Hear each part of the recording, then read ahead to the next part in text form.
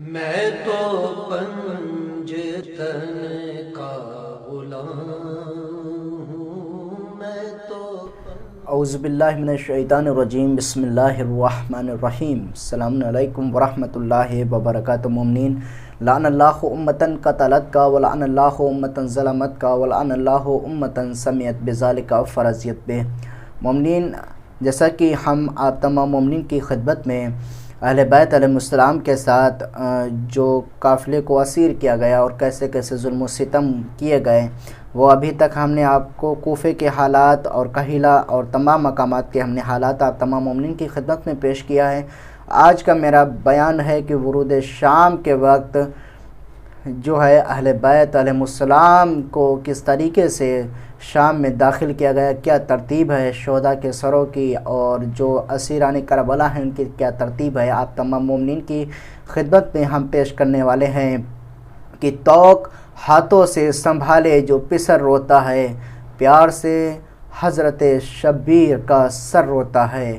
مقتل ابو محنف میں ہے کہ شہداء کے سروں کو خیزران کے دروازے سے داخل کیا گیا۔ سہیل کہتا ہے کہ میں نے خود دیکھ رہا تھا کہ 99 پرچم وارد شہر ہوئے، پھر شہداء کے سر اور بعد میں اسیران کربلا کو وارد کیے گئے۔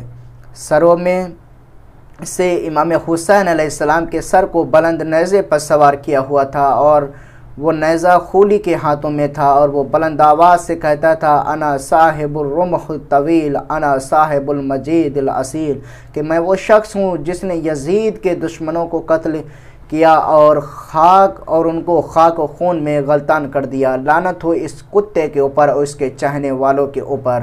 جناب سیدہ زینب کبریٰ سلام اللہ علیہا نے آنسو بہاتے ہوئے فرمایا، اے دشمن خدا، اس ہستی کے قتل کرنے پر فخر کرتا ہے کہ جس کے گہوارے کو جبرائیل جھولا جھلاتے تھے، جسے میکائیل لوریاں دیتے تھے، جس کے لیے اسرافیل بستر بچھاتے تھے، جس کا نام عرش کے الہی پر مکتوب ہے، جس کے نانا محمد مصطفیٰ ہیں، ماں سیدہ فاطمہ زہرا سلام اللہ علیہا ہیں، جس کے باپ مشرکین کے قاتل علی بن ابی طالب علیہ السلام ہیں۔ خولی نے کہا، اے ام کلثوم، بے شک آپ ایک شجاع کی بیٹی اور خود بھی بہادر ہیں۔ سہیل کہتے ہیں کہ میں نے جوانوں کے سر شمار کیے تو وہ 18 سر تھے۔ پہلے امام حسین علیہ السلام کا سر تھا، اس کے بعد حضرت علی اکبر کا سر تھا، اس کے بعد حضرت عباس کا سر تھا، ان کا نیزہ جو تھا کشعم جعفی نے اٹھایا ہوا تھا۔ لعنت ہو اس کتے کے اوپر۔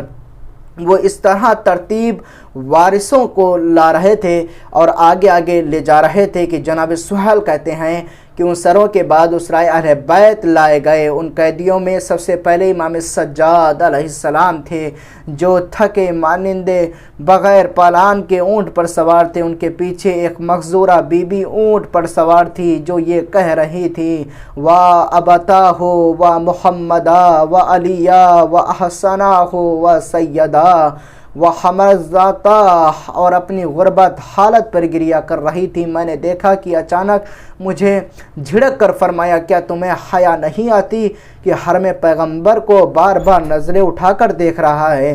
میں نے عرض کیا، اے محترمہ خاتون، میری آنکھیں اندھی ہو جائیں اگر میری نگاہیں مشکوک ہوں۔